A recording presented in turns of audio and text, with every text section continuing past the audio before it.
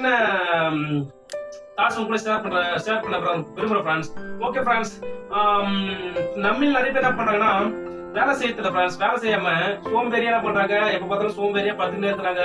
சில பேர் ஊழியம் செய்யறேன், சில பேர் பொது சேவை செய்யறேன்னு சொல்லிட்டு சோம்பேறியா எந்த வேலைக்கும் போகாம சோம்பேறியா என்ன பண்ணுவாங்க, சுத்தி வருவாங்க ஃப்ரெண்ட்ஸ். அதனால ஆண்டவருடைய நாமும் தூசிப்படுது ஃப்ரெண்ட்ஸ். அது இல்லாம பாத்தீங்கன்னா எங்க கம்பெனில பாத்தீங்கன்னா ஃப்ரெண்ட்ஸ் ஒரு 70-60 வயசான கஷ்டப்படுற அந்த பாட்டி தாத்தா பாத்தீங்கன்னா அவங்க சின்ன வயசுல காலத்தை வேஸ்ட் பண்ணிட்டு அந்த கடைசி காலத்துல அவங்க எல்லாரும் கைவிடப்பட்டு நிலைமையில அவங்க சாப்பாடு கூட இல்லாம, தங்கத்துக்கு வீடு இல்லாம, ஒரு சரியான உடல் இல்லாம அவங்க கஷ்டப்படுறாங்க ஃப்ரெண்ட்ஸ்.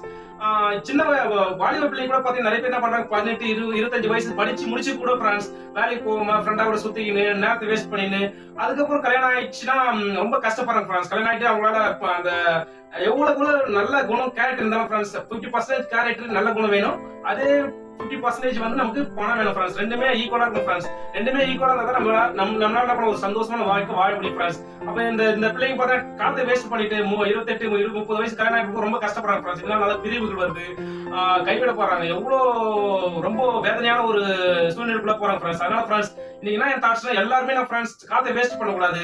25 வயசுல படிக்க முடிச்சாங்க, 25 இருந்து ஒரு 30, 35, 40 அவங்க தேவைக்கு ரொம்ப லக்ஸரியா ஃப்ரெண்ட்ஸ். அவங்க தேவைக்கு யாருக்கும் கையேண்டாம அவங்க தேவைக்கு சேமித்து அவங்க தேவைக்கு என்ன பண்ணணும் வேலை செஞ்சு சேர்த்துச்சு ஃப்ரெண்ட்ஸ்.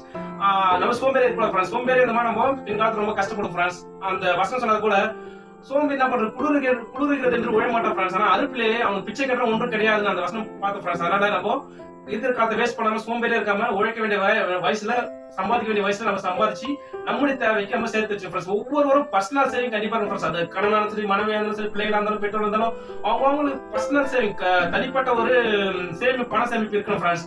யார் கையை எதிர்பார்க்காத மாதிரி நம்ம இருக்கும்போது நம்முடைய வாழ்க்கை நம்ம வெற்றியோட வாழ்க்கை ஒரு சந்தோஷமான வாழ்க்கை இருக்கும் ஃப்ரெண்ட்ஸ். இதான் ஃப்ரெண்ட்ஸ் தாட்ஸ். ஓகே ஃப்ரெண்ட்ஸ், இந்த தாட்ஸ் நம்ம போதுமா இருக்கு நான் நம்புறேன்.